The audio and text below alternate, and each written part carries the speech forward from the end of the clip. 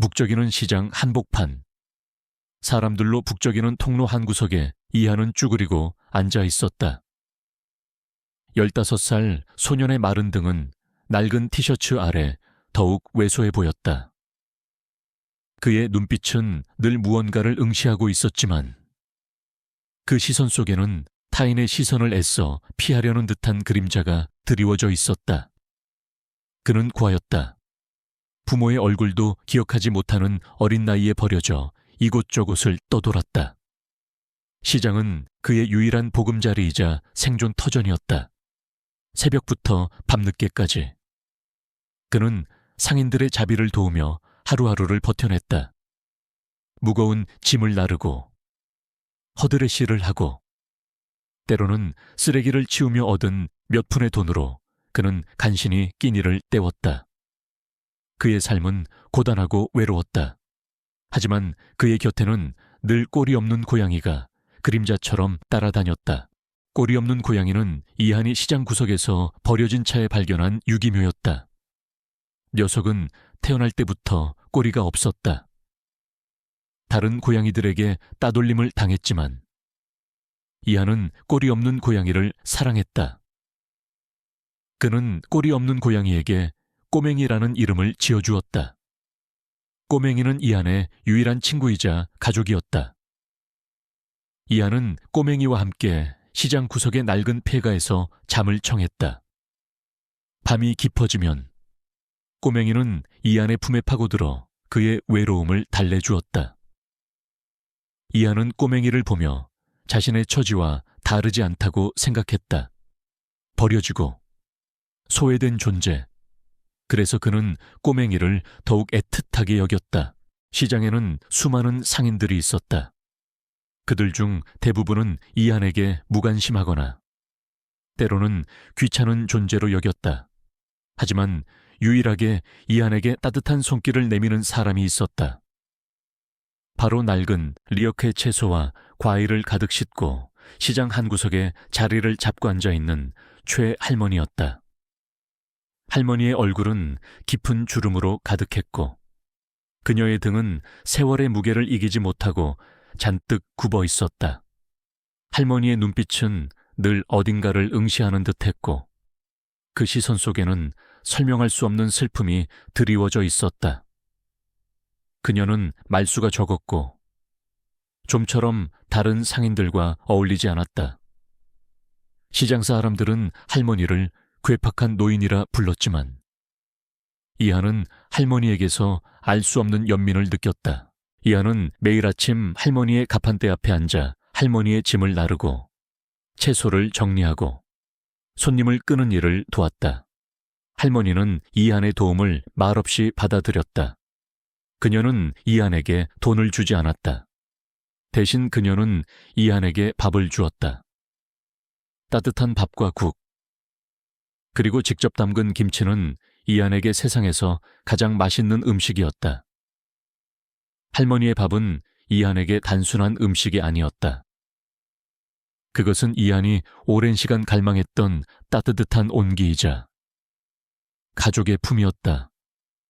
할머니의 밥을 먹을 때면 이한은 가슴 한구석이 따뜻해지는 것을 느꼈다. 꼬맹이도 할머니의 가판대 옆에 앉아 이한과 함께 할머니의 음식을 나누어 먹었다. 꼬맹이도 할머니의 따뜻한 손길을 아는 듯 했다. 어느 날 오후, 시장에 깡패들이 들이닥쳤다. 그들은 시장 상인들에게 자릿세를 요구하며 행패를 부렸다. 상인들은 두려움에 떨며 돈을 내주었다. 깡패들은 최 할머니의 가판대 앞에 섰다. 할머니 늙은이가 돈이 어딨다고 이 빌어먹을 시장에서 장사를 해. 어서 빨리 자릿세 내놔. 깡패들의 목소리는 거칠었고 그들의 눈빛은 탐욕으로 가득했다. 최 할머니는 아무런 말도 하지 않고 깡패들을 응시했다. 그녀의 눈빛은 흔들림이 없었다. 마치 깡패들의 위협이 아무런 소용이 없다는 듯이. 깡패들은 할머니의 태도에 분노했다. 한 깡패가 할머니의 리어카를 발로 차 넘어뜨렸다. 채소와 과일들이 바닥에 나뒹굴었다. 할머니의 얼굴은 더욱 창백해졌다. 그때 이한이 깡패들 앞에 나섰다. 이한, 너 미쳤어. 저 깡패들에게 대들면 너까지 위험해져. 시장 상인들이 소리쳤지만 이한은 깡패들을 노려보며 말했다. 그의 목소리는 떨리지 않았지만 그 안에는 알 수 없는 분노가 담겨 있었다. 할머니, 건드리지 마세요. 이 할머니는 우리에게 소중한 분입니다. 깡패들은 이한의 말에 비웃었다. 꼬맹이가 어디서 깡패에게 대들어 죽고 싶어 환장했나 보군. 깡패들의 목소리는 거칠었고 그들의 손에는 몽둥이가 들려 있었다. 이한은 깡패들의 위협에도 불구하고 물러서지 않았다. 그는 할머니를 보호하기 위해 깡패들 앞에 섰다. 꼬맹이는 이한의 다리에 바싹 붙어 으르렁거렸다. 그때 시장 상인들이 나서서 깡패들을 말렸다. 이보시오, 당신들 너무하는 거 아니오. 어린아이에게까지 위협을 가하다니. 상인들의 목소리는 분노로 가득했다. 깡패들은 상인들의 반발에 당황했다. 그들은 더 이상 행패를 부리지 못하고 시장을 떠났다. 이한은 안도의 한숨을 내쉬었다. 그는 최 할머니를 돌아보았다. 할머니의 얼굴은 여전히 창백했지만 그녀의 눈빛에는 알 수 없는 감동이 드리워져 있었다. 할머니는 이한의 손을 잡았다. 그녀의 손은 차갑고 거칠었지만 그 안에는 알 수 없는 따뜻함이 담겨 있었다. 고맙다. 하나, 네가 아니었다면 큰일 날 뻔했다. 할머니의 목소리는 희미했지만 그 안에는 알 수 없는 진심이 담겨 있었다. 이한은 할머니의 따뜻한 손길에 눈물을 글썽였다. 그는 자신이 오랜 시간 갈망했던 가족의 온기를 느꼈다. 그는 할머니의 옆에서 할머니의 짐을 정리하고 바닥에 나뒹굴었던 채소와 과일들을 주워 담았다. 꼬맹이는 할머니의 옆에 앉아 할머니의 얼굴을 핥았다. 할머니는 꼬맹이의 따뜻한 애정에 희미한 미소를 지었다. 그날 저녁, 최 할머니는 이한에게 특별한 저녁 식사를 대접했다. 할머니는 직접 잡은 생선으로 매운탕을 끓여주었다. 매운탕은 얼큰하고 시원했다. 이한은 할머니의 마운탕을 먹으며 행복을 느꼈다. 그는 할머니의 따뜻한 마음씨에 감동했다. 그는 할머니의 옆에서 평생을 함께하고 싶다고 생각했다. 식사를 마치고 할머니는 이한에게 낡은 상자 하나를 건넸다. 상자 안에는 낡은 그림책과 함께 한 장의 사진이 들어있었다. 사진 속에는 어린 시절의 할머니와 함께 한 남자아이의 모습이 담겨 있었다. 남자아이는 할머니와 쏙 빼닮았지만 그의 눈빛은 더욱 강렬하고 깊었다. 그들은 모자 관계인 듯했다. 그리고 사진 속에는 할머니의 손에 들려있는 낡은 은반지가 희미하게 보였다. 은반지에는 알 수 없는 문양이 새겨져 있었다. 이건 내 아들 민준이야. 그리고 이 반지는 우리 가족의 상징이지. 할머니의 목소리는 희미했지만 그 안에는 알 수 없는 슬픔이 담겨 있었다. 이한은 사진을 보며 알 수 없는 불안감을 느꼈다. 할머니의 아들은 어디로 간 것일까? 할머니의 얼굴에 드리워진 슬픔의 원인은 무엇일까? 이한은 할머니의 과거에 대해 궁금해졌다. 그는 할머니의 비밀을 밝혀내고 할머니의 슬픔을 덜어주고 싶었다. 그는 할머니의 옆에서 할머니를 지켜주고 싶었다. 그는 할머니에게 가족이 되어주고 싶었다. 그날 밤, 이한은 잠 못 이루고 뒤척였다. 꼬맹이는 그의 옆에 바싹 붙어 있었다. 이한은 할머니가 건네준 사진을 보며 할머니의 과거를 상상했다. 할머니는 왜 시장에서 채소를 팔며 고단하게 살아가는 것일까? 그녀의 아들 민주는 어디로 간 것일까? 그리고 그 은반지의 의미는 무엇일까? 이한의 머릿속은 온통 의문투성이었다. 새벽녘, 이한은 희미하게 들려오는 할머니의 신음소리에 잠에서 깼다. 할머니는 악몽을 꾸는 듯했다. 민준아, 안 돼. 가지마. 내 아들. 할머니의 목소리는 절규에 가까웠고 그녀의 몸은 침대 위에서 경련하듯 떨렸다. 이하는 할머니의 모습에 놀라움을 금치 못했다. 할머니의 평온한 얼굴 뒤에 이런 고통이 숨겨져 있을 줄은 몰랐다. 이하는 할머니의 곁에 앉아 할머니의 이마를 덮은 땀을 닦아주었다. 그의 손은 조심스러웠지만 그 안에는 알 수 없는 따뜻함이 담겨 있었다. 할머니는 이한의 손길에 조금씩 진정하기 시작했다. 그녀는 눈을 뜨고 이한의 얼굴을 바라보았다. 그녀의 눈빛은 여전히 공포에 질려 있었지만 그 안에는 알 수 없는 희미한 미소가 떠올랐다. 하나, 네가 옆에 있어줘서 고맙구나. 할머니의 목소리는 희미했지만 그 안에는 알 수 없는 진심이 담겨 있었다. 이하는 할머니의 손을 잡았다. 할머니, 괜찮으세요? 악몽 꾸셨어요? 이하는 조심스럽게 물었다. 할머니는 고개를 끄덕였다. 오래된 꿈이지. 민준이가 아직 내 곁에 있는 꿈. 할머니의 목소리는 슬픔으로 가득했다. 그녀는 민준이를 잃은 아픔을 여전히 간직하고 있었다. 이하는 할머니의 고통을 함께 느꼈다. 그는 할머니에게 진심으로 위로의 말을 건넸다. 할머니, 제가 할머니의 아들 민준이를 찾아드릴게요. 그리고 할머니의 아픔을 치유해드릴게요. 제가 할머니의 가족이 되어드릴게요.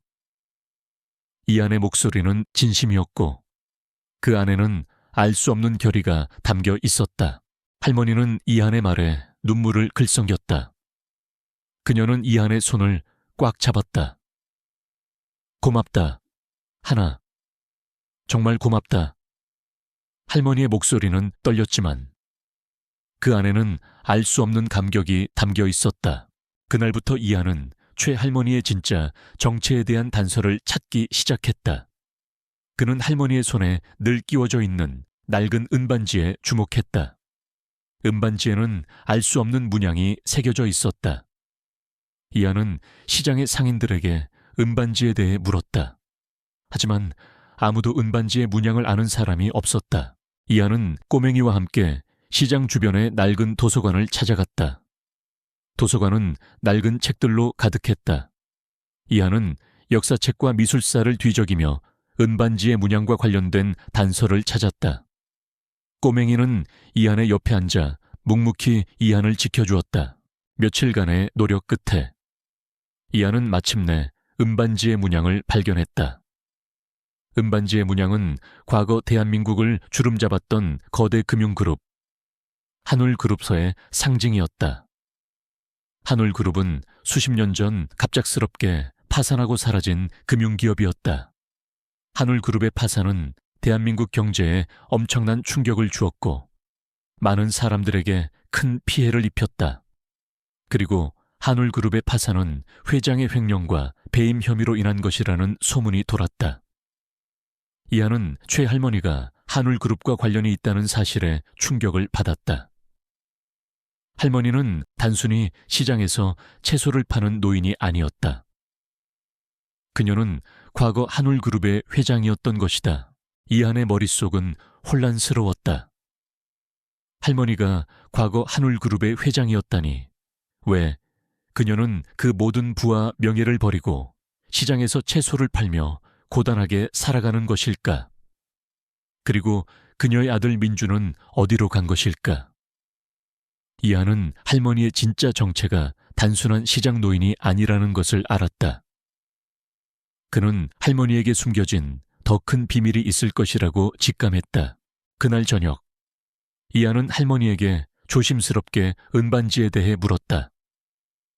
할머니, 이 반지 한울그룹의 상징이라고 해요. 할머니, 혹시 한울그룹과 관련이 있으세요? 이한의 목소리는 떨렸지만 그 안에는 알 수 없는 간절함이 담겨 있었다. 할머니는 이한의 질문에 침묵했다. 그녀의 얼굴은 순식간에 창백해졌다.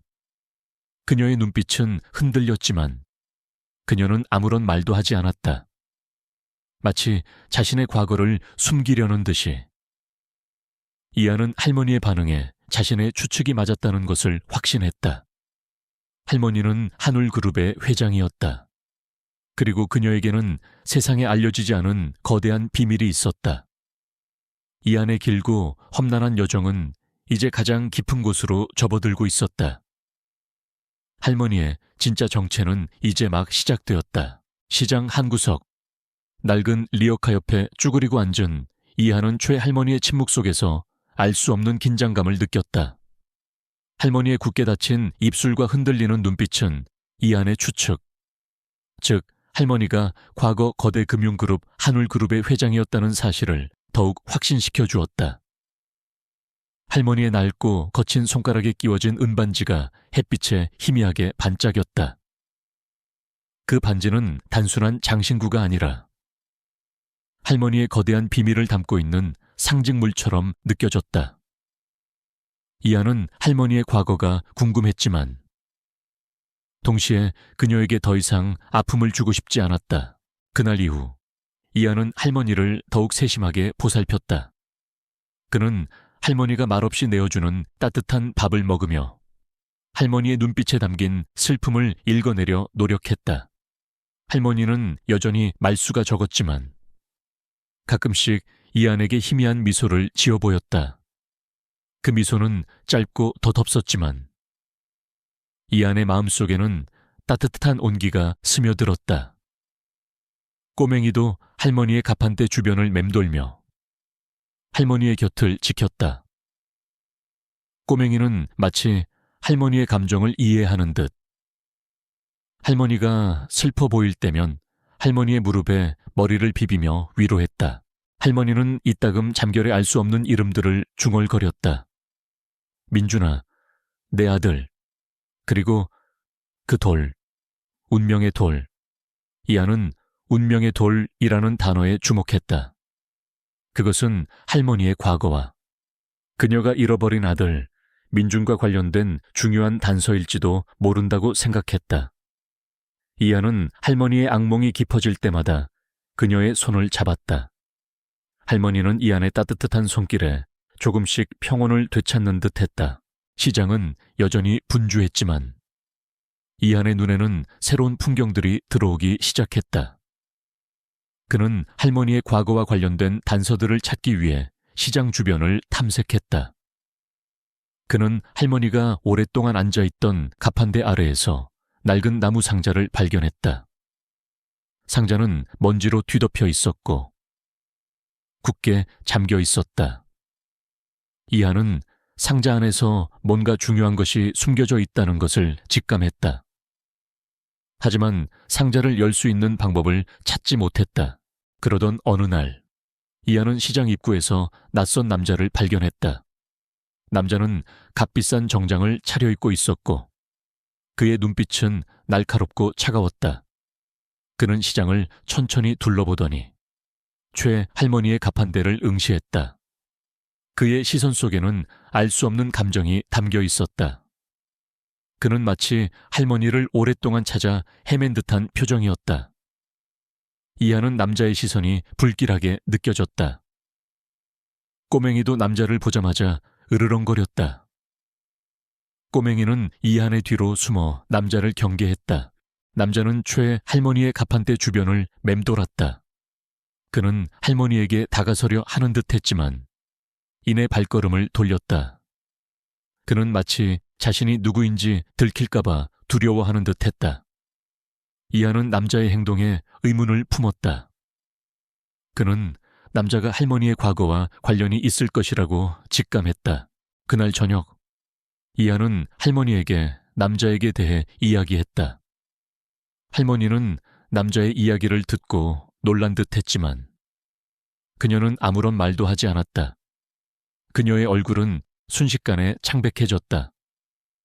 그녀의 눈빛은 흔들렸지만 그녀는 아무런 말도 하지 않았다. 마치 자신의 과거를 숨기려는 듯이 이하는 할머니의 반응에 남자가 할머니의 과거와 관련이 있다는 것을 확신했다. 며칠 후 남자는 다시 시장에 나타났다. 이번에는 할머니에게 직접 다가섰다. 회장님, 저를 기억하십니까? 김도영입니다. 과거 한울그룹의 비서실장이었습니다. 남자의 목소리는 낮았지만 그 안에는 알 수 없는 비굴함이 담겨 있었다. 최 할머니는 김도영의 등장에 놀라움을 금치 못했다. 그녀의 얼굴은 더욱 창백해졌다. 그녀는 김도영을 노려보며 말했다. 네가 왜 여기에? 할머니의 목소리는 떨렸지만 그 안에는 알 수 없는 분노가 담겨 있었다. 김도영은 할머니의 반응에 아랑곳하지 않고 말을 이었다. 회장님, 제가 회장님을 찾아 얼마나 헤매었는지 아십니까? 회장님을 다시 모시고 싶습니다. 다시 한울그룹을 재건해야 합니다. 그의 목소리는 간절했지만 그 안에는 알 수 없는 탐욕이 담겨 있었다. 이하는 김도형의 말에 충격을 받았다. 김도형이 할머니의 비서실장이었다니. 그리고 그가 왜 할머니를 다시 모시려 하는 것일까? 이하는 김도형의 등장에 알 수 없는 불안감을 느꼈다. 꼬맹이는 김도형을 향해 맹렬하게 으르렁거렸다. 꼬맹이는 김도형의 진심을 아는 듯했다. 최 할머니는 김도영을 냉정하게 밀어냈다. 닥쳐라, 네가 감히 내 이름을 부르다니. 너는 더 이상 나의 비서가 아니다. 꺼져라. 할머니의 목소리는 단호했지만 그 안에는 알 수 없는 슬픔이 담겨 있었다. 김도영은 할머니의 단호한 태도에 당황한 듯했지만 그는 이내 싸늘하게 웃었다. 회장님, 아무리 발버둥 쳐도 소용없습니다. 회장님은 저의 손바닥 안에 있습니다. 회장님의 아들 민준이도 저의 손 안에 있습니다. 김도영의 목소리는 협박하듯 차가웠다. 할머니는 김도영의 말에 충격을 받았다. 그녀의 얼굴은 순식간에 하얗게 질렸다. 네가 민준이를 설마 네가 할머니는 말을 잇지 못하고 김도영을 노려보았다. 그녀의 눈빛은 분노로 가득했다. 이하는 김도영의 말에 분노했다. 그는 김도영에게 달려들려 했지만 할머니가 이한을 막아섰다. 하나, 안 돼. 넌 아직 어려. 할머니의 목소리는 떨렸지만 그 안에는 알 수 없는 간절함이 담겨 있었다. 김도영은 이한과 할머니를 비웃으며 시장을 떠났다. 그의 뒷모습은 차갑고 잔인했다. 이한은 김도영의 뒷모습을 보며 알 수 없는 분노를 느꼈다.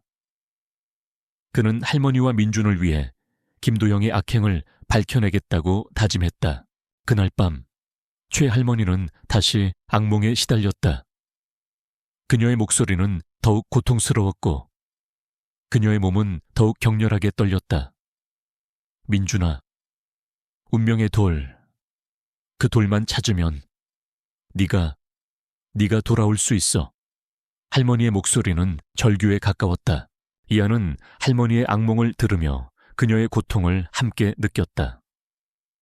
그는 할머니에게서 운명의 돌이라는 단서와 함께 민준이라는 이름을 얻었다. 그는 할머니의 아들 민준과 운명의 돌이 김도영의 악행을 밝혀낼 중요한 열쇠라는 것을 직감했다. 다음 날 아침, 이하는 할머니에게 조심스럽게 민준과 운명의 돌에 대해 물었다. 할머니는 이한의 질문에 눈물을 글썽였다. 그녀는 자신의 아들 민준과 운명의 돌에 얽힌 비밀을 이야기하기 시작했다. 민준은 할머니의 유일한 아들이자 한울그룹의 유일한 후계자였다. 그는 똑똑하고 다정했지만 그의 몸은 늘 병약했다. 그는 어린 시절부터 희귀병을 앓았다. 운명의 돌은 민준의 병을 치료할 수 있는 유일한 희망이었다. 운명의 돌은 한울그룹의 전설 속에 전해 내려오는 신비한 돌이었다. 그 돌은 병든 자를 치유하고 죽은 자를 살릴 수 있는 힘을 가지고 있다고 전해졌다. 할머니는 민준을 위해 운명의 돌을 찾아 헤맸다. 하지만 김도형은 할머니의 약점을 이용했다. 그는 운명의 돌을 찾아주겠다고 속여 할머니에게서 한울그룹의 모든 재산을 빼앗았다. 그리고 그는 할머니를 횡령과 배임 혐의로 고발했다. 할머니는 누명을 쓰고 도피 생활을 시작해야만 했다. 민주는 어머니의 누명을 벗겨주기 위해 운명의 돌을 찾아 나섰지만 그는 김도영의 수하들에게 납치되었다. 김도영은 민준을 인질로 잡고 할머니를 협박했던 것이다. 할머니는 아들을 지키기 위해 모든 것을 포기해야만 했다. 이하는 할머니의 이야기를 듣고 충격을 받았다.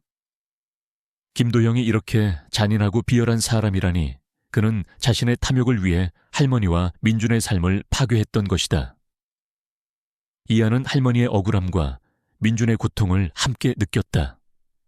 그는 김도영의 악행을 밝혀내고 할머니와 민준을 구해주겠다고 다짐했다. 할머니, 제가 민준 씨를 찾아드릴게요. 그리고 운명의 돌도 찾아드릴게요. 할머니의 누명을 벗겨드릴게요. 제가 할머니의 옆에서 모든 것을 도와드릴게요. 이안의 목소리는 진심이었고 그 안에는 알 수 없는 결의가 담겨 있었다. 할머니는 이안의 말에 눈물을 글썽였다. 그녀는 이안의 손을 꽉 잡았다. 고맙다, 하나. 정말 고맙다. 할머니의 목소리는 떨렸지만 그 안에는 알 수 없는 감격이 담겨 있었다. 이하는 김도영이 할머니에게 협박했던 낡은 나무 상자를 다시 살펴보았다. 상자는 한울그룹의 상징인 은반지 문양이 새겨져 있었다.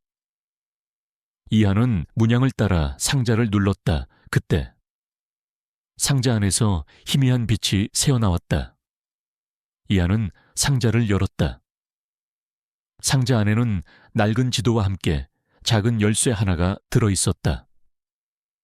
지도는 운명의 돌이 숨겨진 곳을 가리키는 듯 했다. 열쇠는 마치 누군가에게 이 모든 것을 알려주려는 듯한 메시지를 담고 있었다. 이하는 지도와 열쇠를 가지고 할머니에게 달려갔다. 할머니는 지도와 열쇠를 보고 놀라움을 금치 못했다. 이것은 민준이가 남긴 흔적이야. 할머니의 목소리는 떨렸지만 그 안에는 알 수 없는 희망이 담겨 있었다. 이하는 할머니에게서 민준의 마지막 편지를 발견했다. 편지에는 민준이 운명의 돌을 찾아 나서는 과정과 김도영의 악행을 폭로하려 했던 내용이 담겨 있었다. 민준은 편지에서 이렇게 말했다. 어머니, 제가 꼭 운명의 돌을 찾아서 돌아올게요. 그리고 김도영의 모든 악행을 세상에 폭로할게요. 제가 어머니의 아들로 태어난 것을 후회하지 않아요. 사랑해요, 어머니. 이하는 민준의 편지를 읽으며 눈물을 흘렸다. 그는 민준의 용감한 마음과 어머니에 대한 사랑에 감동했다. 그는 민준의 마지막 희망을 이어받아 김도형의 악행을 밝혀내고 할머니와 민준을 구해주겠다고 다짐했다. 꼬맹이도 이한의 옆에서 그를 지켜보았다. 꼬맹이는 이한의 결의를 아는 듯했다. 이한은 김성진 형사에게 연락하기로 결심했다. 김성진 형사는 과거 이한이 어려운 상황에 처했을 때 그를 도와주었던 정의로운 경찰이었다. 이한은 김성진 형사가 이 모든 진실을 밝혀줄 것이라고 믿었다. 그의 길고 험난한 여정은 이제 비로소 시작되었다. 그는 어머니와 민준의 억울함을 풀어주기 위해 자신의 모든 것을 걸기로 결심했다. 이하는 초에 할머니의 손에 늘 끼워져 있던 낡은 은반지가 단순한 장신구가 아님을 직감했다. 그 반지는 과거 거대 금융그룹, 한울그룹 아스카라시 상징이자 할머니의 아들 민준과 운명의 돌에 얽힌 비밀의 열쇠였다. 김도영의 협박과 할머니의 고통스러운 악몽은 이 모든 것이 단순한 우연이 아님을 분명히 보여주었다. 이하는 할머니의 잃어버린 과거와 민준의 행방을 찾기 위해 필사적으로 노력하기로 결심했다. 그의 곁에는 언제나 충직한 친구, 꼬맹이가 그림자처럼 함께했다. 이하는 할머니에게서 받은 낡은 지도와 작은 열쇠를 조심스럽게 살펴보았다. 지도는 희미했지만 그 안에는 낡은 한옥 건물과 숲속 오솔길이 그려져 있었다. 이하는 지도가 운명의 돌이 숨겨진 곳을 가리키는 것이라고 확신했다. 그리고 작은 열쇠는 그곳을 열 수 있는 유일한 도구일 것이다. 그는 할머니에게 지도의 위치를 물었다. 할머니는 지도를 보며 눈물을 글썽였다. 이곳은 우리 집이야. 내가 민준이와 함께 살았던 곳. 할머니의 목소리는 떨렸지만 그 안에는 알 수 없는 그리움이 담겨 있었다. 할머니는 그 한옥이 한울그룹의 회장 저택이었고 그곳에는 민준이의 연구실이 있었다고 말했다. 민준은 운명의 돌을 연구하고 자신의 병을 치료할 방법을 찾고 있었다. 하지만 김도형이 그곳을 습격했고 민준은 납치되었다. 할머니는 민준을 구하기 위해 그곳으로 향하려 했지만 김도형의 수하들에게 막혔다. 그녀는 그곳에 다시 갈 수 없었다. 그녀는 그곳에 남아있는 민준의 흔적을 생각하며 고통스러워했다. 이하는 할머니에게 자신이 그곳으로 가서 민준과 운명의 돌을 찾아오겠다고 말했다. 할머니는 처음에는 이한의 안전을 걱정했지만 이한의 단호한 결의에 결국 허락했다. 하나, 조심해야 한다. 그곳은 위험한 곳이다. 네가 다칠까봐 걱정되는구나. 할머니의 목소리는 떨렸지만 그 안에는 알 수 없는 희망이 담겨 있었다. 이하는 할머니의 축복을 받고 꼬맹이와 함께 시장을 떠났다. 지도가 가리키는 곳은 시장에서 꽤 떨어진 외곽 지역이었다. 그곳은 울창한 숲으로 둘러싸여 있었고 인적이 드물었다. 이하는 꼬맹이와 함께 숲속 오솔길을 따라 걸었다. 숲은 고요했지만 그 안에는 알 수 없는 긴장감이 감돌았다. 꼬맹이는 이한의 옆에서 킁킁거리며 냄새를 맡았다. 꼬맹이는 이한에게 다가오는 위험을 감지하는 듯했다. 오솔길을 한참 걸었을 때 이한은 마침내 낡은 한옥 건물을 발견했다. 한옥은 울창한 나무들 사이로 숨겨져 있었고 마치 시간이 멈춘 듯 고요했다. 한옥은 낡고 허름했지만 그 안에는 알 수 없는 위험이 느껴졌다. 한옥 주변에는 잡초들이 무성하게 자라 있었고 담장에는 넝쿨 식물들이 뒤덮여 있었다. 마치 오랫동안 사람의 손길이 닿지 않은 듯한 분위기였다. 이하는 한옥 문 앞에 섰다. 문은 굳게 닫혀 있었고 그 안에서는 희미하게 먼지 냄새가 풍겨왔다. 이하는 할머니가 준 작은 열쇠를 꺼내 문에 꽂았다. 열쇠는 마치 오래전부터 그곳에 있었던 것처럼 문에 꼭 들어맞았다. 이하는 열쇠를 돌려 문을 열었다. 삐걱거리는 소리와 함께 문이 열리고 이하는 한옥 안으로 들어섰다. 꼬맹이는 이하의 옆에 바싹 붙어 경계심 가득한 눈빛으로 주위를 둘러보았다. 한옥 안은 칠흑 같은 어둠에 잠겨 있었다. 이하는 스마트폰의 손전등을 켜 주위를 밝혔다. 거실은 낡은 가구들로 가득 차 있었고 바닥에는 먼지가 수북이 쌓여 있었다. 벽에는 낡은 그림들이 걸려 있었고 그 안에는 할머니와 민준의 어린 시절 모습이 담겨 있었다.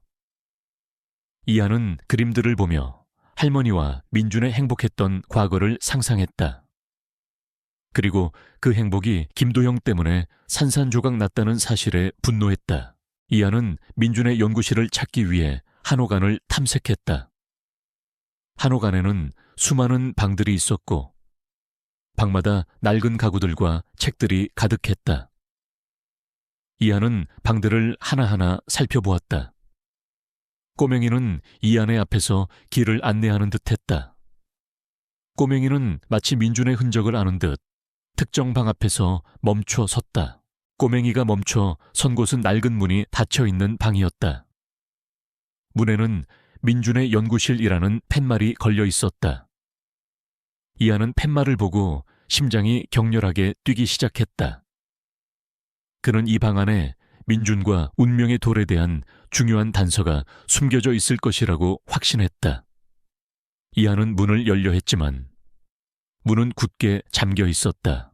이하는 문을 열 수 있는 방법을 찾기 위해 방 주변을 살펴보았다. 그때 그는 문 옆에 희미하게 새겨진 문양을 발견했다. 문양은 할머니의 은반지 문양과 똑같았다. 이하는 문양을 따라 손가락을 움직였다. 그때 문 안에서 희미한 소리가 들려왔다. 이하는 문에 귀를 대고 소리에 집중했다. 소리는 마치 누군가 숨 쉬는 소리처럼 들렸다. 이하는 민준이 아직 살아있을지도 모른다는 희미한 희망을 품었다. 이하는 작은 열쇠를 다시 꺼내 문양에 있는 홈에 꽂았다. 열쇠는 마치 오래전부터 그곳에 있었던 것처럼 문에 꼭 들어맞았다. 이하는 열쇠를 돌려 문을 열었다. 삐걱거리는 소리와 함께 문이 열리고 이하는 연구실 안으로 들어섰다. 꼬맹이는 이하의 옆에 바싹 붙어 경계심 가득한 눈빛으로 주위를 둘러보았다. 연구실 안은 어두웠지만 희미한 햇빛이 창문을 통해 새어 들어왔다. 연구실은 수많은 책들과 실험 도구들로 가득 차 있었다. 벽에는 알 수 없는 도형들과 공식들이 빼곡하게 쓰여 있었다. 이하는 연구실 안에서 민준의 흔적을 느꼈다. 민준은 이곳에서 운명의 돌을 연구하고 자신의 병을 치료할 방법을 찾고 있었다. 이하는 연구실 안을 샅샅이 뒤졌다. 그는 민준의 일기장과 연구 보고서, 그리고 미완성된 기계 장치들을 발견했다. 일기장에는 민준이 운명의 돌을 연구하는 과정과 자신의 병을 치료하기 위한 노력, 그리고 김도영의 감시를 피하기 위한 내용들이 상세하게 기록되어 있었다. 민준은 일기장에서 운명의 돌이 단순한 전설이 아니라 실제로 존재하며 엄청난 힘을 가지고 있다고 기록했다. 그는 운명의 돌이 이 세상의 모든 생명체의 기운을 담고 있으며 그 기운을 통해 병든 자를 치유하고 죽은 자를 살릴 수 있다고 믿었다. 연구 보고서에는 운명의 돌의 위치를 추적하기 위한 연구 내용과 함께 김도영의 음모에 대한 단서들이 담겨 있었다. 민준은 김도영이 운명의 돌의 힘을 악용하여 세상을 지배하려 한다는 사실을 알게 되었고 이를 막기 위해 필사적으로 노력했다. 그는 운명의 돌을 김도영의 소나귀에서 지키기 위해 숨겨놓았던 것이다. 이하는 일기장과 연구 보고서를 읽으며 민준의 용감한 마음과 어머니에 대한 사랑에 감동했다. 그는 민준이 단순히 자신의 병을 치료하려 했던 것이 아니라 세상의 정의를 지키려 했다는 것을 알았다. 그는 민준의 마지막 희망을 이어받아 김도영의 악행을 밝혀내고 할머니와 민준을 구해주겠다고 다짐했다. 그때 연구실 안에서 희미한 신음소리가 들려왔다.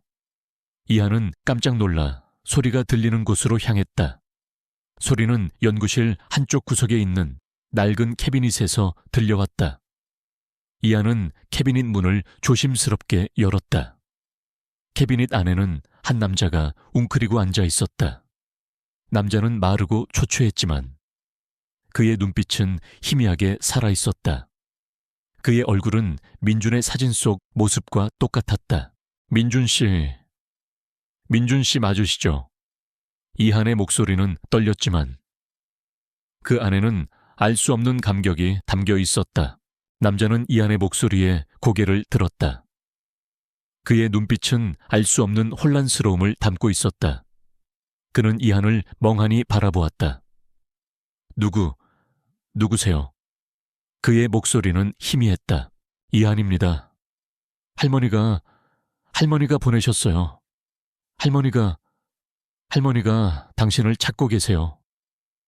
이한의 목소리는 간절했다. 민준의 눈빛이 흔들렸다. 그는 할머니의 이름을 듣자마자 눈물을 글썽였다. 어머니가 아직 살아계셨어. 민준의 목소리는 흐느꼈지만 그 안에는 알 수 없는 감격이 담겨 있었다. 이하는 민준의 손을 잡았다. 민준의 손은 차갑고 축축했다. 민준은 오랫동안 굶주리고 고통받은 듯했다. 이하는 민준을 캐비닛 밖으로 데리고 나왔다. 꼬맹이는 민준의 발치에 앉아 그를 올려다보았다. 꼬맹이는 민준을 아는 듯 친근하게 민준에게 다가갔다. 민준은 꼬맹이를 보고 놀라움을 금치 못했다. 그의 눈빛은 알 수 없는 혼란스러움을 담고 있었다. 너는 설마 꼬맹이. 민준의 목소리는 떨렸다. 이하는 깜짝 놀랐다. 민준이 꼬맹이의 이름을 알고 있었다니. 꼬맹이는 민준을 보자마자 민준의 품에 안겼다. 꼬맹이는 민준의 목을 핥으며 그리움을 표현했다. 민준은 꼬맹이를 끌어안고 눈물을 흘렸다. 꼬맹가, 내가 너를 찾고 있었어. 민준의 목소리는 흐느꼈지만 그 안에는 알 수 없는 감격이 담겨 있었다. 민준은 꼬맹이가 어릴 적 자신이 키우던 고양이라는 것을 알았다. 꼬맹이는 민준이 납치된 후 홀로 남겨졌고 시장으로 흘러 들어갔던 것이다. 민준은 꼬맹이를 통해 이한과 자신의 운명이 연결되어 있다는 것을 직감했다. 이한은 민준에게 할머니의 소식을 전했다. 할머니는 민준을 애타게 찾고 있었고 민준을 위해 모든 것을 포기했다는 사실을 알렸다. 민준은 할머니의 사랑에 감동했다. 그는 김도영의 악행을 밝혀내고 할머니의 누명을 벗겨주겠다고 다짐했다. 민준은 이한에게 운명의 돌의 위치를 알려주었다. 운명의 돌은 이 한옥지하에 숨겨져 있었다. 민준은 김도형이 운명의 돌의 힘을 악용하여 세상을 지배하려 한다는 사실을 알게 되었고 이를 막기 위해 운명의 돌을 숨겨놓았던 것이다. 민준은 운명의 돌을 김도형의 소나귀에서 지키기 위해 필사적으로 노력했다. 민준은 이한에게 자신이 납치된 후 겪었던 일들을 이야기했다.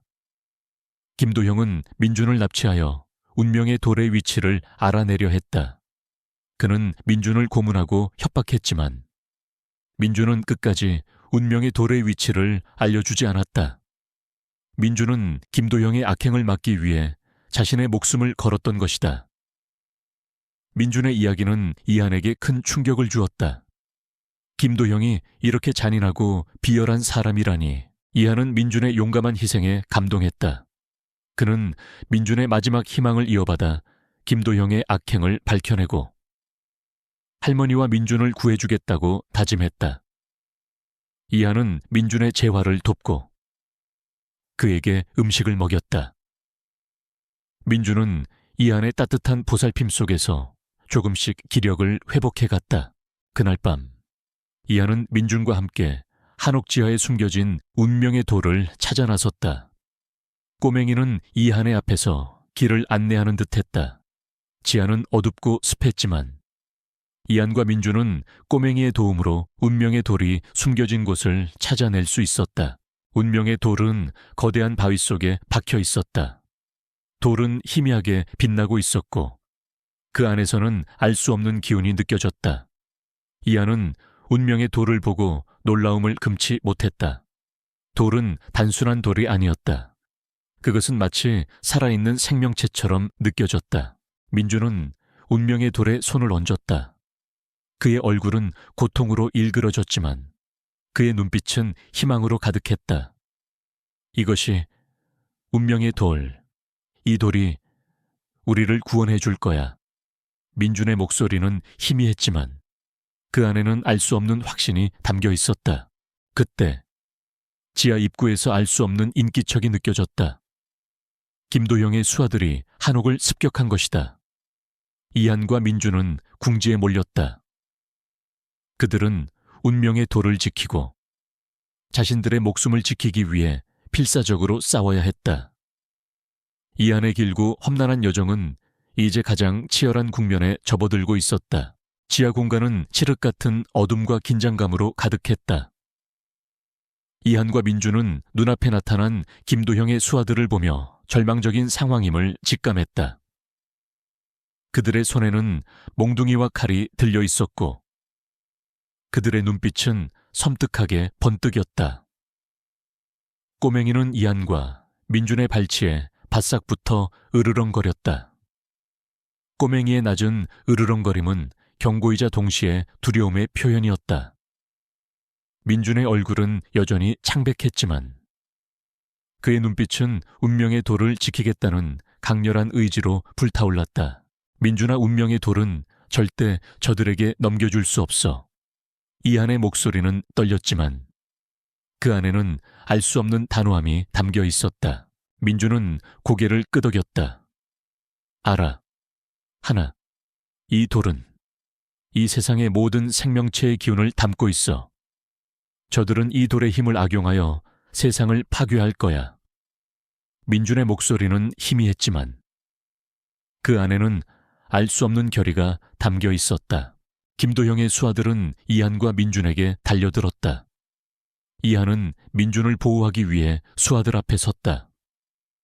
그는 시장에서 배운 싸움 기술로 수하들을 상대했다. 그의 몸은 작고 왜소했지만 그의 움직임은 민첩하고 빨랐다. 그는 깡패들과 싸우며 단련된 몸으로 수하들의 공격을 피하고 방역했다. 꼬맹이도 이한의 옆에서 수하들의 다리를 물고 그들의 움직임을 방해했다. 꼬맹이의 날카로운 이빨은 수하들에게 큰 위협이 되었다. 하지만 수하들의 숫자는 너무 많았다. 이한은 점점 지쳐갔고 그의 몸에는 상처들이 늘어갔다. 민주는 이한이 자신을 위해 싸우는 모습을 보며 고통스러워했다. 그는 자신의 무력함에 분노했다. 그는 운명의 돌을 꽉 움켜쥐었다. 그때 운명의 돌에서 강렬한 빛이 뿜어져 나왔다. 빛은 수하들의 눈을 멀게 했고 그들은 비명을 지르며 뒤로 물러섰다. 이한과 민주는 그 틈을 타 지하 밖으로 도망쳤다. 꼬맹이는 그들의 앞에서 길을 안내하는 듯 했다. 숲은 칠흑 같은 어둠에 잠겨 있었지만 이한과 민주는 꼬맹이의 도움으로 숲속을 헤치며 필사적으로 도망쳤다. 그들의 뒤에서는 수하들의 거친 숨소리와 발소리가 바싹 따라붙었다. 젠장 저놈들을 놓치지 마라. 운명의 돌을 회수해야 한다.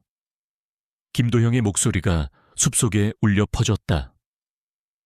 김도형은 직접 수하들을 이끌고 이한과 민준을 추격하고 있었다. 그의 눈빛은 탐욕과 분노로 이글거렸다. 이한과 민준은 숨이 턱까지 차올랐지만 그들은 멈추지 않았다. 그들은 할머니와 운명의 돌을 지키기 위해 필사적으로 달렸다. 그들은 숲속을 헤치며 달렸고 마침내 숲을 벗어나 작은 마을에 도착했다.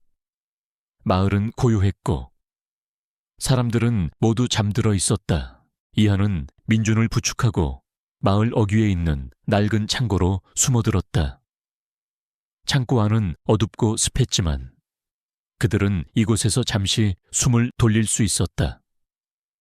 민준은 바닥에 주저앉아 숨을 몰아쉬었다. 그의 몸은 상처투성이었지만 그의 눈빛은 여전히 살아있었다. 꼬맹이는 민준의 옆에 앉아 그를 올려다보았다. 민준아, 괜찮아. 다친 곳은 없어. 이한의 목소리는 걱정이 가득했다. 민준은 고개를 저었다. 괜찮아. 하나, 너는 괜찮아. 많이 다쳤잖아. 민준의 목소리는 희미했지만 그 안에는 알 수 없는 걱정이 담겨 있었다. 이한은 자신의 상처를 살폈다. 그의 팔과 다리에는 긁히고 찢긴 상처들이 가득했다. 하지만 그는 아픔을 느낄 수 없었다. 그는 민준과 운명의 돌을 지켰다는 사실에 안도했다. 민준은 이한의 손에 들린 운명의 돌을 보았다. 돌은 여전히 희미하게 빛나고 있었고 그 안에서는 알 수 없는 기운이 느껴졌다. 이 돌은 단순히 신비한 힘을 가진 돌이 아니야. 이 돌은 우리 가족의 역사이자 할머니의 슬픔이 담겨 있는 돌이야. 민준의 목소리는 희미했지만 그 안에는 알 수 없는 슬픔이 담겨 있었다. 민준은 이한에게 운명의 돌에 얽힌 비밀을 이야기하기 시작했다. 운명의 돌은 수백 년 전부터 민준의 가문의 대대로 전해 내려오는 보물이었다. 그 돌은 병든 자를 치유하고 죽은 자를 살릴 수 있는 힘을 가지고 있다고 전해졌다. 민준의 조상들은 이 돌의 힘을 선하게 사용하여 사람들을 돕고 세상을 이롭게 했다. 하지만 몇몇 사람들은 이 돌의 힘을 악용하여 자신의 탐욕을 채우려 했다. 민준의 아버지는 운명의 돌의 힘을 연구하여 세상에 이로운 기술을 개발하려 했다. 그는 운명의 돌의 기운을 이용하여 불치병을 치료하고 에너지를 생산하는 방법을 찾으려 했다. 하지만 그의 연구는 김도영의 탐욕으로 인해 좌절되었다. 김도영은 민준의 아버지와 함께 운명의 돌을 연구하던 동료이자 민준의 아버지에게 깊은 열등감을 느끼고 있었다. 그는 운명의 돌의 힘을 자신의 것으로 만들고 세상을 지배하려 했다. 김도영은 민준의 아버지를 살해하고 운명의 돌을 빼앗으려 했다. 하지만 민준의 아버지는 죽기 직전 운명의 돌을 민준에게 넘겨주었다. 민준은 아버지의 유언을 지키기 위해 운명의 돌을 숨기고 김도영의 감시를 피하며 살았다. 하지만 그는 김도영의 수하들에게 납치되었고 운명의 돌의 위치를 알려주지 않기 위해 필사적으로 버텼던 것이다. 이 돌은 낙의 희망이자 절망이었어. 이 돌 때문에 우리 가족은 모든 것을 잃었지만 이 돌 때문에 내가 살아남을 수 있었어. 이제 이 돌을 할머니께 돌려드려야 해. 그리고 김도영의 모든 악행을 세상에 폭로해야 해. 민준의 목소리는 떨렸지만 그 안에는 알 수 없는 결의가 담겨 있었다. 이한은 민준의 이야기에 충격을 받았다. 김도영이 이렇게 잔인하고 비열한 사람이라니. 그는 자신의 탐욕을 위해 수많은 사람들을 희생시켰고 민준의 가족을 파괴했던 것이다. 이한은 민준의 억울함과 할머니의 고통을 함께 느꼈다. 그는 김도영의 악행을 밝혀내고 할머니와 민준을 구해주겠다고 다짐했다. 그날 새벽, 이한은 김성진 형사에게 연락했다. 김성진 형사는 이한의 연락을 받고 깜짝 놀랐다. 그는 이한이 다시 위험에 처했다는 사실에 걱정했다. 이한은 김성진 형사에게 모든 것을 이야기했다. 최 할머니의 진짜 정체, 민준의 존재, 운명의 돌의 비밀, 그리고 김도형의 악행까지. 김성진 형사는 이한의 이야기를 듣고 놀라움을 금치 못했다. 이 모든 것이 현실이라고 믿기 힘들었다. 하지만 이한의 목소리에는 진심이 담겨 있었고 그는 이한의 말을 믿었다. 김성진 형사는 즉시 수사를 시작했다. 그는 이한과 민준의 증언을 토대로 김도영과 그의 수하들을 추적했다. 김성진 형사는 오랜 시간 동안 한울그룹의 파산 사건에 대해 의문을 품고 있었다. 그는 이 사건에 뭔가 숨겨진 진실이 있을 것이라고 직감했지만 증거가 부족하여 수사를 진행할 수 없었다. 하지만 이제 이한과 민준이 나타나 모든 진실을 밝혀주었다. 김성진 형사는 이한과 민준에게 안전한 은신처를 제공했다. 그들은 김성진 형사의 도움으로 낡은 오두막에 숨어 지냈다. 오두막은 낡고 허름했지만 그곳은 그들에게 안전한 보금자리였다. 꼬맹이는 그들의 옆에서 그들을 지켜주었다. 꼬맹이는 이제 민준의 품에서 떨어지지 않았다. 꼬맹이는 민준에게서 자신의 주인을 발견한 듯했다. 이한은 오두막에서 민준의 재활을 도왔다. 민준은 오랫동안 갇혀 지내며 몸이 약해져 있었지만 그는 이한의 도움으로 조금씩 기력을 회복해 갔다. 이한은 민준에게 음식을 먹이고 그의 상처를 치료해 주었다. 민주는 이안의 따뜻한 보살핌 속에서 조금씩 희망을 찾아갔다. 민주는 이안에게 운명의 돌의 사용법에 대해 알려주었다. 운명의 돌은 단순히 치유의 힘을 가지고 있는 것이 아니라 과거의 기억을 보고 미래를 예측할 수 있는 힘도 가지고 있었다. 민주는 운명의 돌의 힘을 이용하여 김도형의 음모를 밝혀내고 할머니의 누명을 벗겨줄 수 있을 것이라고 믿었다. 민주는 운명의 돌의 힘을 이용하여 김도형의 과거를 보았다. 영상 속에는 김도형이 민준의 아버지를 살해하고 한울그룹의 재산을 가로채는 장면이 고스란히 담겨 있었다. 그리고 김도형이 민준을 납치하고 할머니를 협박하는 장면도 담겨 있었다. 이 모든 영상은 김도형의 죄를 명백하게 증명하는 결정적인 증거였다. 그날 저녁, 민준은 이한에게 운명의 돌을 건넸다. 하나, 이제 네가 이 돌을 가지고 김성진 형사에게 가야 해. 이 안에 모든 진실이 담겨 있어.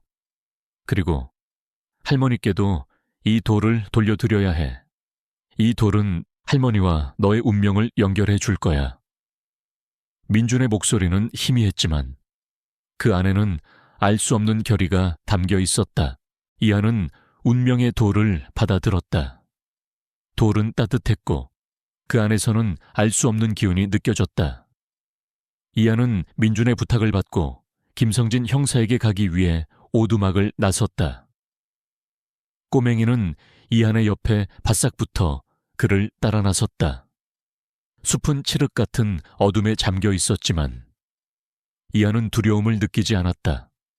그는 자신의 손에 들린 운명의 돌이 할머니와 민준, 그리고 자신에게 새로운 삶을 선물해 줄 것이라고 믿었다.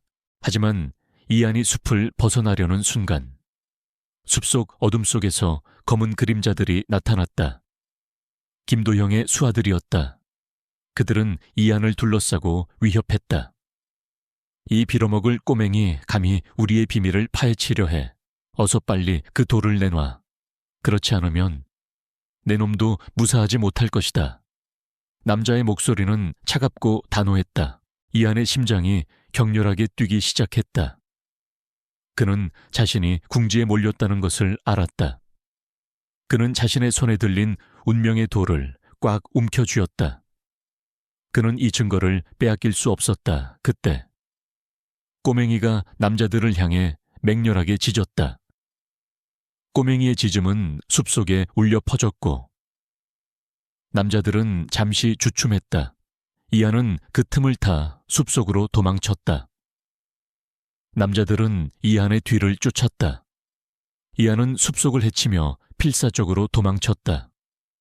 그는 자신의 목숨을 걸고 진실을 지키려 했다. 그의 길고 험난한 여정은 이제 가장 치열한 국면에 접어들고 있었다. 숲속의 밤은 칠흑 같았지만 이안의 심장은 그 어느 때보다 뜨겁게 타올랐다. 그의 손에 들린 반윤명의 돌은 희미하게 빛나며 그의 앞길을 밝혀주었다. 뒤에서는 김도형의 수하들이 거친 숨을 몰아쉬며 맹렬하게 추격해오고 있었다. 꼬맹이는 이안의 앞에서 재빠르게 숲길을 헤치며 마치 길을 안내하는 듯했다. 이안은 꼬맹이의 민첩한 움직임에 의지하며 필사적으로 달렸다. 그의 폐는 터질 듯 아팠고 다리는 청은망은 무거웠다. 하지만 그는 멈출 수 없었다. 할머니와 민준을 위해. 그리고 빼앗긴 정의를 되찾기 위해 그는 달려야만 했다. 젠장 저놈을 놓치지 마라. 운명의 돌은 반드시 회수해야 한다. 김도영의 목소리가 숲속에 울려 퍼졌다. 그의 목소리에는 분노와 함께 알 수 없는 초조함이 담겨 있었다. 그는 이한이 운명의 돌을 가지고 도망치는 것을 용납할 수 없었다. 운명의 돌은 그의 탐욕스러운 계획을 완성할 마지막 조각이었기 때문이다. 이한은 숲속을 가로지르는 가을을 발견했다. 가을 물은 차갑고 거칠게 흘렀지만 이한은 망설이지 않고 가을 물 속으로 뛰어들었다. 꼬맹이도 이한의 뒤를 따랐다. 수아들은 가을 앞에서 잠시 멈칫했다. 그들은 가을 물속으로 뛰어들기를 주저했다. 이하는 그 틈을 타 가을을 건너 반대편 숲으로 도망쳤다. 꼬맹이는 이한의 발에 바싹 붙어 그의 뒤를 지켰다. 숲은 더욱 깊어지고 어두워졌다. 이하는 낡은 오솔길을 따라 달렸다. 오솔길은 희미하게 나 있었고 주변에는 덩굴 식물과 엉성하게 자란 나무들이 뒤엉켜 있었다. 이하는 자신의 발에 엉겨붙는 덩굴들을 헤치며 나아갔다. 그의 몸은 상처투성이가 되었지만 그는 아픔을 느낄 수 없었다. 그의 마음속에는 오직 할머니와 민준을 구해야 한다는 생각만이 가득했다. 얼마나 달렸을까? 이하는 저 멀리 희미하게 빛나는 불빛을 발견했다. 불빛은 낡은 창고에서 새어나오고 있었다. 이하는 그곳에서 잠시 숨을 돌릴 수 있을 것이라고 생각했다. 그는 꼬맹이와 함께 창고 안으로 들어섰다. 창고 안은 어둡고 습했지만 그곳은 그들에게 안전한 보금자리였다. 이하는 바닥에 주저앉아 거친 숨을 몰아쉬었다. 꼬맹이는 이한의 품에 파고들어 그의 심장 박동 소리에 귀를 기울였다. 이하는 자신의 손에 들린 운명의 돌을 보았다. 돌은 여전히 희미하게 빛나고 있었고 그 안에서는 알 수 없는 기운이 느껴졌다. 이 돌이 민준이 자신에게 건넨 희망이자 할머니의 억울함을 풀어줄 열쇠였다. 이하는 돌을 꽉 움켜쥐었다. 그는 이 돌을 김성진 형사에게 전달해야만 했다. 그때 창고 문이 삐걱거리는 소리와 함께 열렸다. 이하는 깜짝 놀라 고개를 들었다. 창고 문 앞에는 김도영의 수하들이 서 있었다. 그들은 이한을 놓치지 않기 위해 끈질기게 추격해온 것이다. 이한은 절망했다. 그는 더 이상 도망칠 곳이 없었다. 이 빌어먹을 꼬맹이 감히 우리에게서 도망치려 해. 어서 빨리 그 돌을 내놔. 그렇지 않으면 내 놈의 목숨은 장담할 수 없을 것이다. 수하들 중 한 명이 소리쳤다. 그의 목소리는 차갑고 단호했다. 이하는 자리에서 일어섰다. 그의 몸은 지쳐 있었지만 그의 눈빛은 여전히 살아있었다. 그는 운명의 돌을 꽉 움켜쥐었다. 그는 이 돌을 빼앗길 수 없었다. 꼬맹이는 이한의 옆에 서서 수하들을 향해 맹렬하게 으르렁거렸다. 그때 갑자기 창고 안에서 강렬한 빛이 뿜어져 나왔다.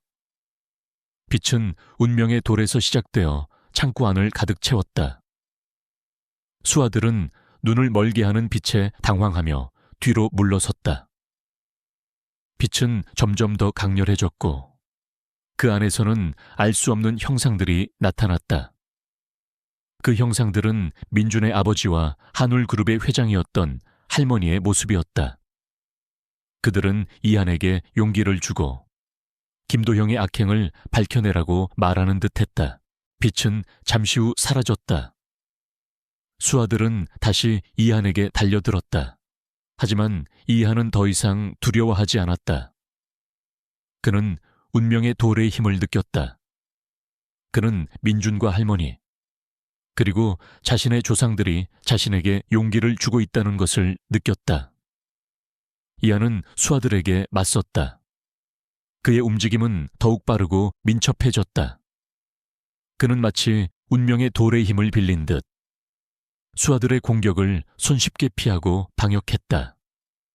꼬맹이도 이한의 옆에서 그를 도왔다. 꼬맹이는 수하들의 약점을 찾아 공격했고 그들의 움직임을 방해했다. 싸움은 치열했지만 이한은 점점 우위를 점했다. 그는 수하들을 하나둘씩 제압해 나갔다. 그의 몸은 상처투성이었지만 그의 눈빛은 흔들림이 없었다. 그는 정의를 위해 싸웠다. 그는 할머니와 민준의 억울함을 풀어주기 위해 싸웠다. 마침내 이한은 모든 수하들을 제압했다. 그들은 바닥에 쓰러져 신음했고 더 이상 이한에게 위협이 되지 못했다.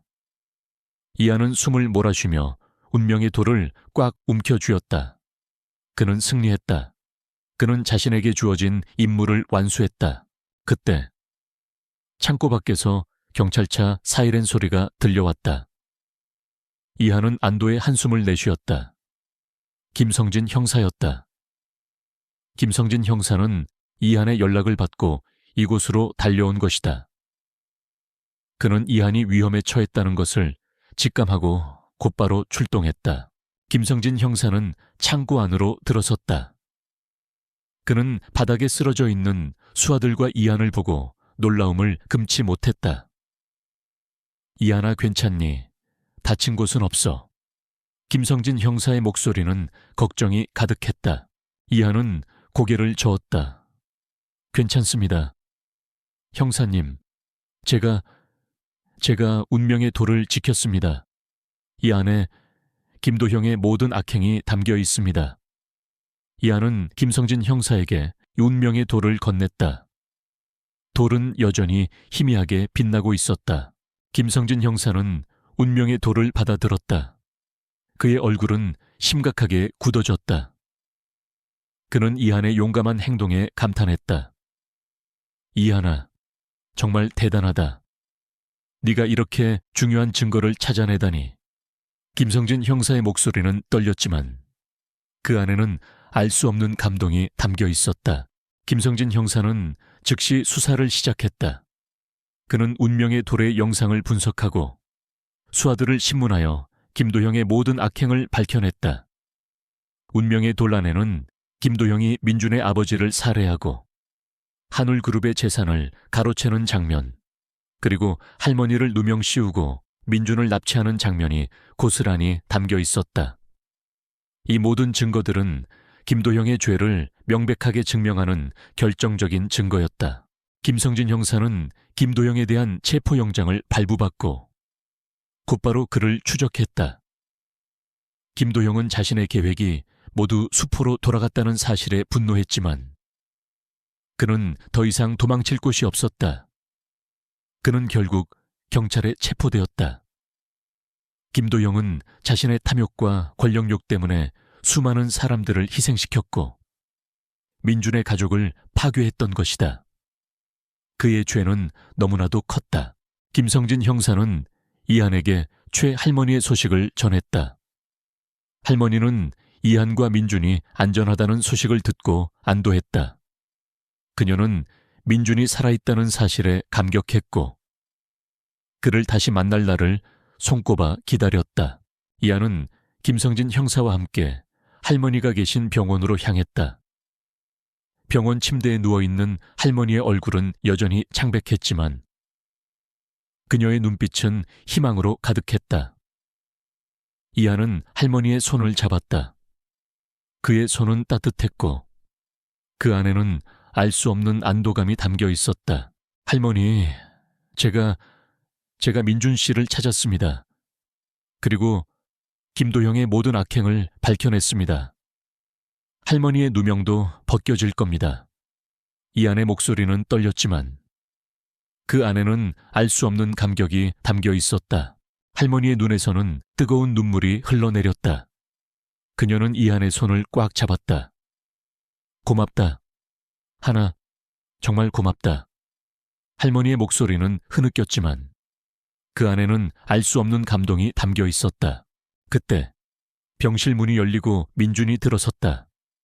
민준의 얼굴은 여전히 초췌했지만 그의 눈빛은 살아있었다. 그는 할머니를 보자마자 눈물을 흘렸다. 어머니, 어머니.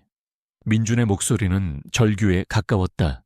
최할머니는 민준을 보자마자 침대에서 일어나 민준을 끌어안았다.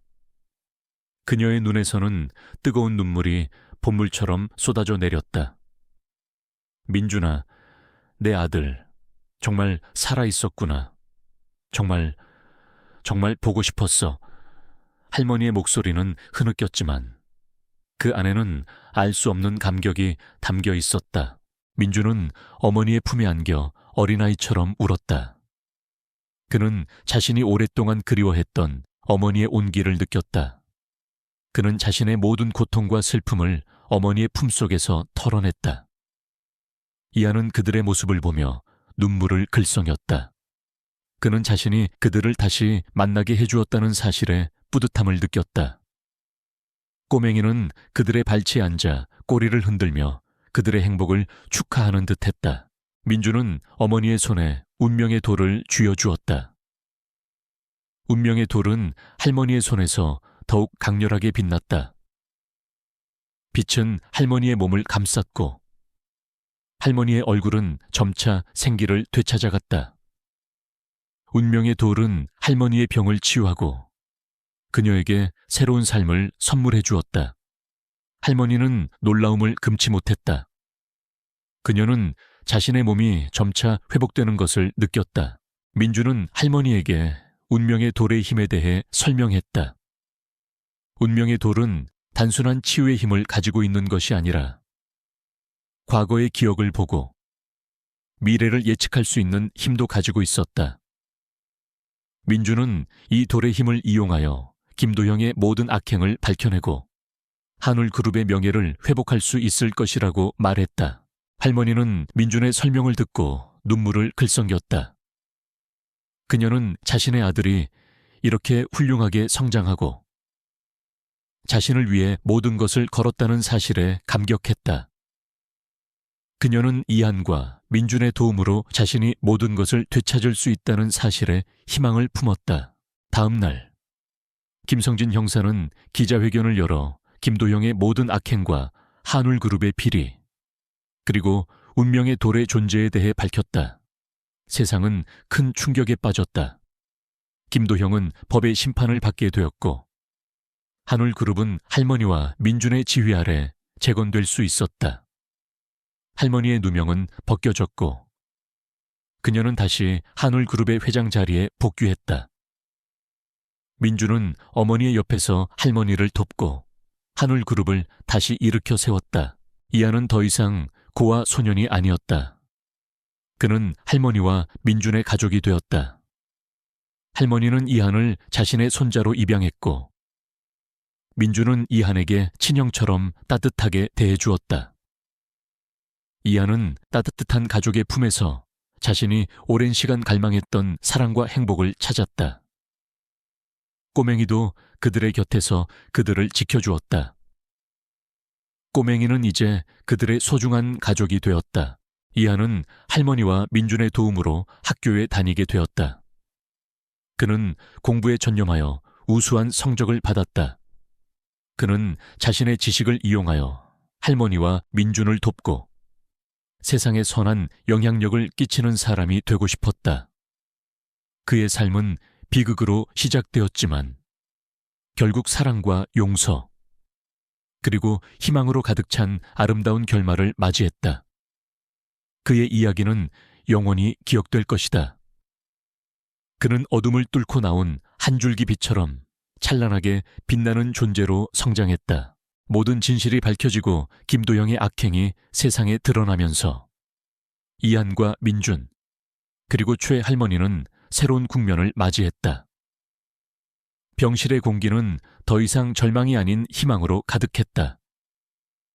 할머니의 얼굴에는 오랜 고통의 흔적 대신 희미한 미소가 떠올랐고 민준의 눈빛은 어머니와의 재회로 인해 생기를 되찾았다. 꼬맹이는 민준의 발치에 엎드려 조용히 꼬리를 흔들었다. 그들의 곁에는 김성진 형사가 묵묵히 서 있었다. 그는 이 모든 진실이 밝혀지는 과정을 지켜보며 정의의 실현에 대한 깊은 만족감을 느꼈다. 하지만 아직 모든 것이 끝난 것은 아니었다. 김도형은 체포되었지만 그에게 협력했던 세력들이 여전히 존재했고 한울그룹의 명예를 완전히 회복하기 위해서는 복잡한 법적 절차와 사회적 파장이 남아있었다. 김성진 형사는 수사를 확장하여 김도형의 배후 세력들을 쫓기 시작했다.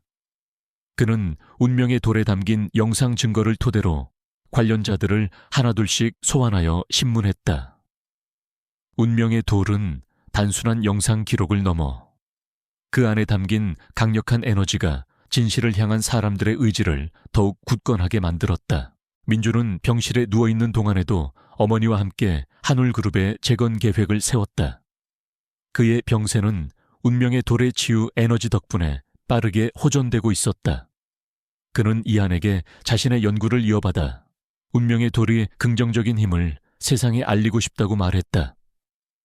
이 돌은 아버지의 유산이자 우리 가족의 희망이야. 이제는 이 돌의 힘을 세상에 이롭게 사용해야 해.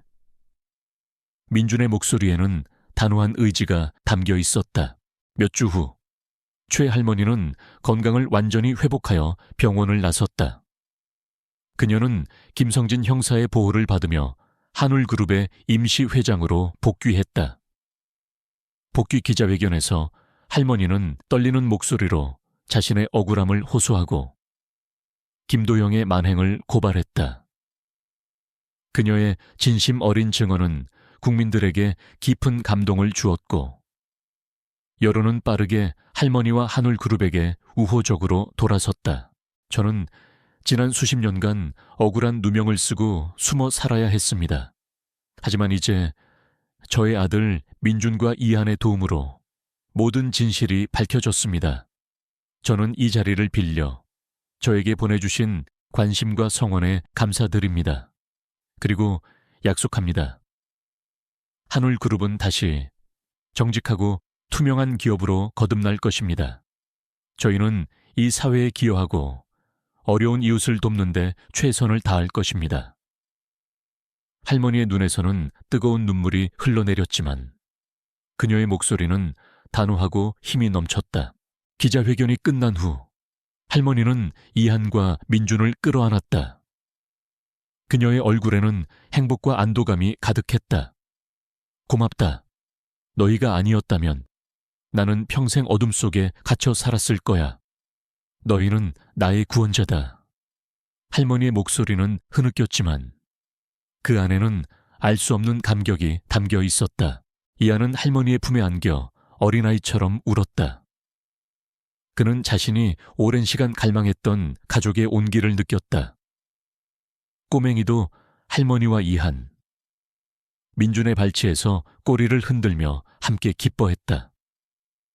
그들은 이제 진정한 가족이 되었다. 하지만 김도영의 잔당들은 여전히 위협적이었다. 그들은 김도영의 체포에 분노하여 한울그룹에 대한 복수를 계획했다. 그들은 할머니와 민준, 그리고 이한을 제거하고 운명의 돌을 빼앗으려 했다. 김성진 형사는 이들의 움직임을 주시하며 이들을 검거하기 위한 작전을 세웠다. 그는 이한과 민준, 할머니의 안전을 최우선으로 생각했다. 며칠 후 김성진 형사는 김도영의 잔당들이 한울그룹 본사에 침입하여 운명의 돌을 탈취하려 한다는 정보를 입수했다. 그는 즉시 작전을 개시했다. 이한과 민준, 할머니는 김성진 형사의 지시에 따라 본사 건물 안에서 잔당들을 유인하기로 했다. 이한은 자신이 미끼가 되어 잔당들을 유인하고 그 틈을 타 민준이 운명의 돌을 안전한 곳으로 옮기기로 했다.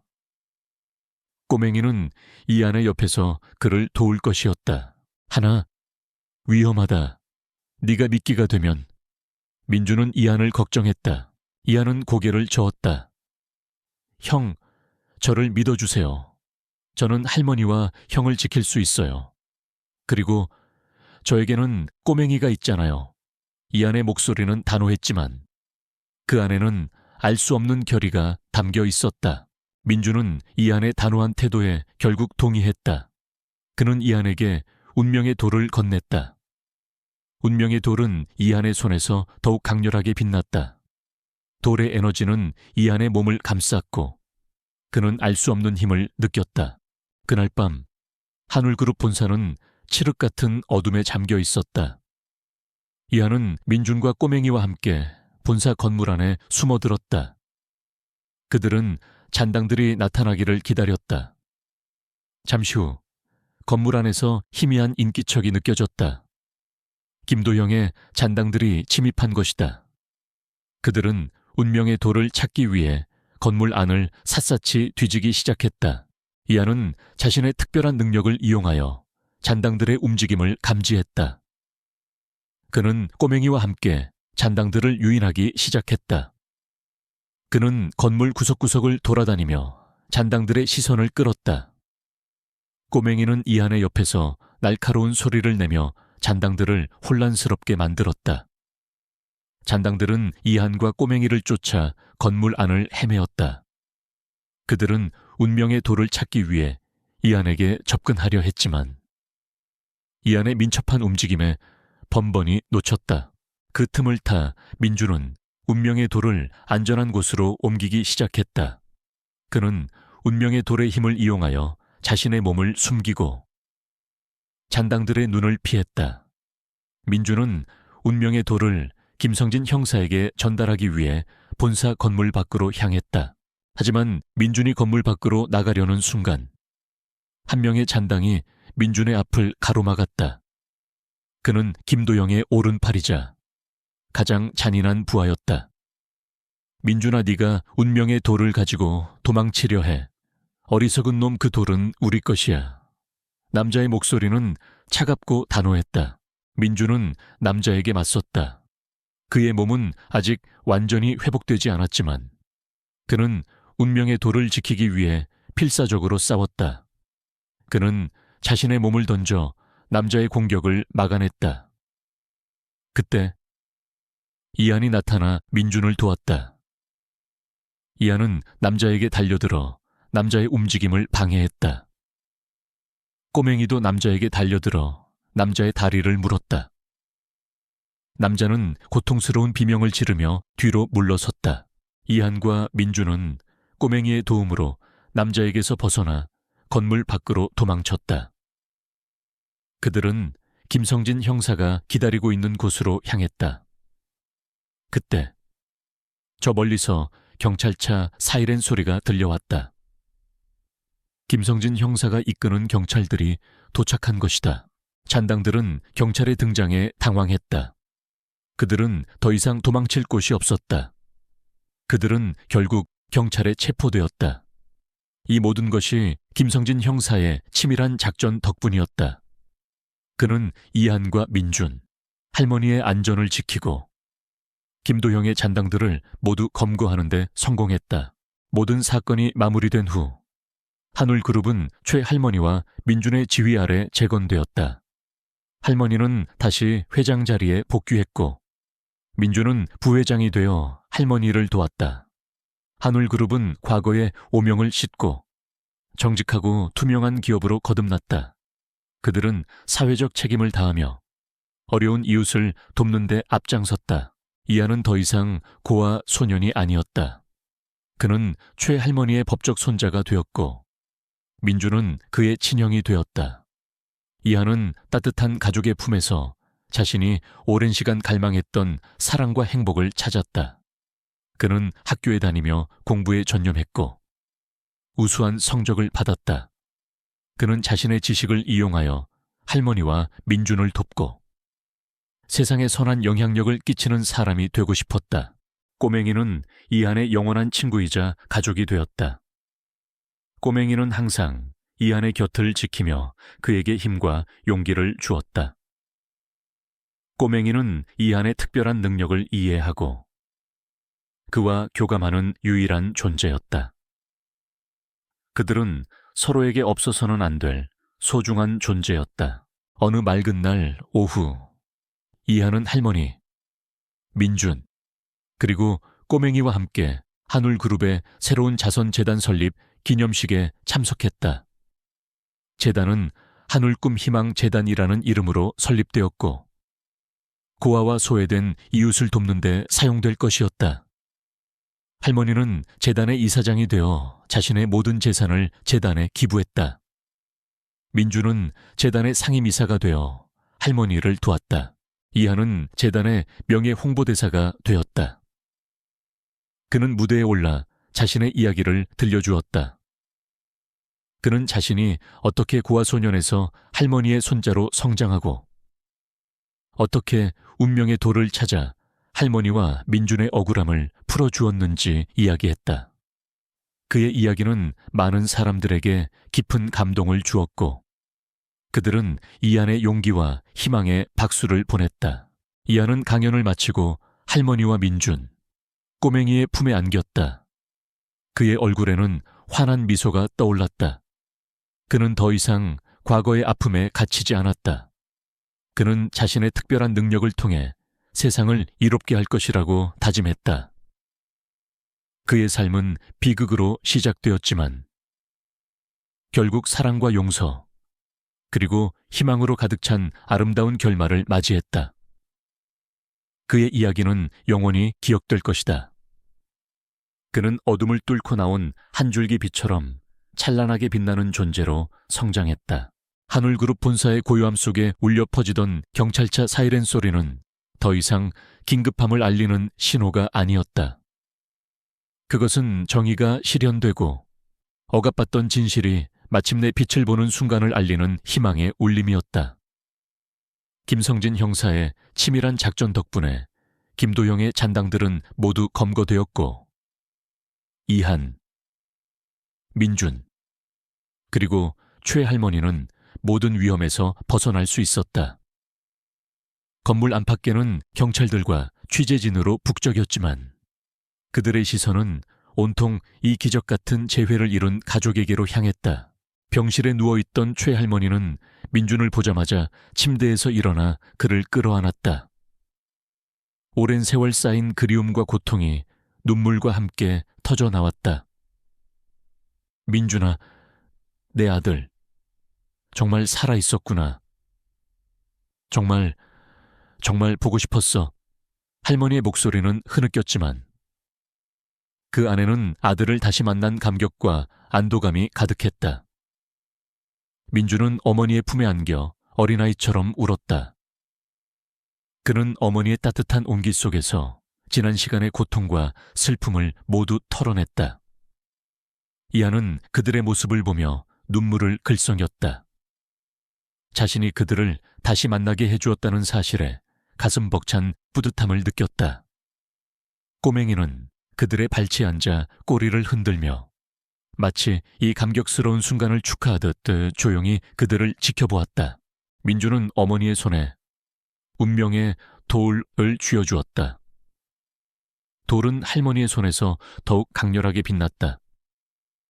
빛은 할머니의 몸을 감쌌고 오랜 병고에 시달리던 그녀의 얼굴은 점차 생기를 되찾아갔다.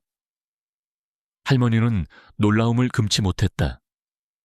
자신의 몸이 점차 회복되는 것을 온몸으로 느꼈다. 운명의 돌은 할머니의 병을 치유하고 그녀에게 새로운 삶을 선물해 주었다. 민주는 할머니에게 운명의 돌의 힘에 대해 설명했다.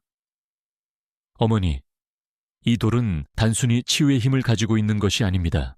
과거의 기억을 보고 미래를 예측할 수 있는 힘도 가지고 있습니다. 이 돌의 힘으로 김도영의 모든 악행을 밝혀내고 한울그룹의 명예를 회복할 수 있을 겁니다.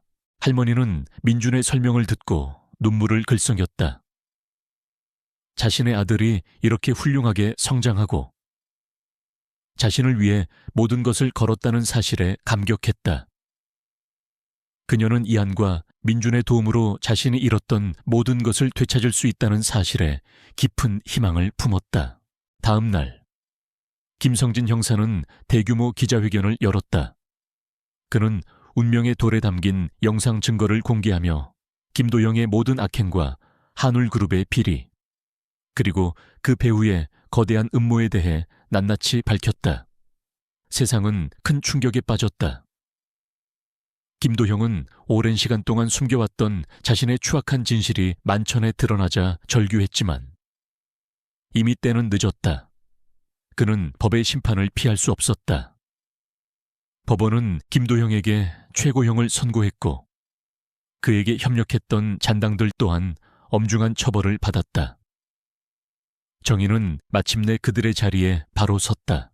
김도영이 파놓은 함정으로 인해 한순간에 나락으로 떨어졌던 한울그룹은 최 할머니와 민준의 지휘 아래 재건되었다. 할머니는 다시 회장 자리에 복귀했고 민준은 부회장이 되어 어머니를 보필했다. 그들은 과거의 오명을 씻고 정직하고 투명한 기업으로 거듭나기 위해 노력했다. 한울그룹은 사회적 책임을 다하며 특히 어려움에 처한 이웃을 돕는 데 앞장섰다. 그들은 자신들이 겪었던 고통을 잊지 않고 사회에 긍정적인 영향력을 끼치기 위해 힘썼다. 이하는 더 이상 고아 소년이 아니었다. 그는 최 할머니의 법적인 손자가 되었고 민주는 그의 친형이 되었다. 이하는 따뜻한 가족의 품에서 자신이 오랜 시간 갈망했던 사랑과 행복을 찾았다. 그는 학교에 다니며 공부에 전념했고 뛰어난 지적 능력으로 우수한 성적을 받았다. 그는 자신의 지식을 이용하여 할머니와 민준을 돕고 세상에 선한 영향력을 끼치는 사람이 되고 싶다는 새로운 꿈을 꾸게 되었다. 꼬맹이는 이한의 영원한 친구이자 가족이 되었다. 꼬맹이는 항상 이한의 곁을 지키며 그에게 힘과 용기를 주었다. 꼬맹이는 이한의 특별한 능력을 이해하고 그와 깊이 교감하는 유일한 존재였다. 그들은 서로에게 없어서는 안 될 소중한 존재가 되었다. 꼬맹이의 존재는 이한의 삶에 빛과 희망을 가져다 주었으며 이한이 어떤 어려움 속에서도 좌절하지 않고 나아갈 수 있도록 돕는 든든한 버팀목이 되었다. 꼬맹이는 때로는 위험을 감지하는 예리한 감각으로 이한을 보호했고 때로는 지친 이한에게 따뜻한 위로를 건네는 가장 믿음직한 친구였다. 어느 맑은 가을날 오후 이한은 할머니, 민준, 그리고 꼬맹이와 함께 한울그룹이 새롭게 설립한 자선재단의 기념식에 참석했다. 재단은 한울꿈희망재단이라는 이름으로 설립되었고 고아와 소외된 이웃, 그리고 병으로 고통받는 사람들을 돕는 데 사용될 것이었다. 최 할머니는 재단의 이사장이 되어 자신의 모든 재산을 재단에 기부했다. 그녀는 시장에서 채소를 팔며 얻은 소박한 행복과 이한과 민준을 통해 다시 찾은 가족의 소중함을 잊지 않았다. 민준은 재단의 상임이사가 되어 할머니를 보필하며 운명의 도래 치유 에너지를 활용한 의료 연구와 지원 사업을 총괄했다. 이한은 재단의 명예 홍보대사가 되었다. 그는 무대에 올라 자신의 이야기를 들려주었다. 시장에서 떠돌던 고아 소년이 어떻게 할머니를 만나고 민준을 찾아 운명의 돌의 비밀을 밝혀내며 마침내 가족을 찾게 되었는지 진솔하게 이야기했다. 그의 이야기는 많은 사람들에게 깊은 감동을 주었고 강연장에는 박수갈채가 끊이지 않았다. 사람들은 이한의 용기와 희망에 박수를 보냈고 그의 성장과 변화에 눈물을 글썽였다. 그의 삶은 고통과 역경으로 가득했지만 그는 그 모든 것을 이겨내고 희망의 상징이 되었다. 이한은 강연을 마치고 할머니와 민준, 꼬맹이의 품에 안겼다. 그의 얼굴에는 환한 미소가 떠올랐다. 그는 더 이상 과거의 아픔에 갇히지 않았다. 그는 자신이 가진 특별한 능력과 따뜻한 마음으로 세상을 이롭게 할 것이라고 다짐했다. 그의 삶은 비극으로 시작되었지만 결국 사랑과 용서 그리고 희망으로 가득 찬 아름다운 결말을 맞이했다. 그의 이야기는 영원히 기억될 것이다. 그는 어둠을 뚫고 나온 한 줄기 빛처럼 찬란하게 빛나는 존재로 성장했다. 최 할머니의 따뜻한 미소와 민준의 든든한 어깨, 그리고 꼬맹이의 부드러운 털 속의 이하는 진정한 행복을 찾았다. 그들은 함께 빛나는 미래를 향해 나아갔다.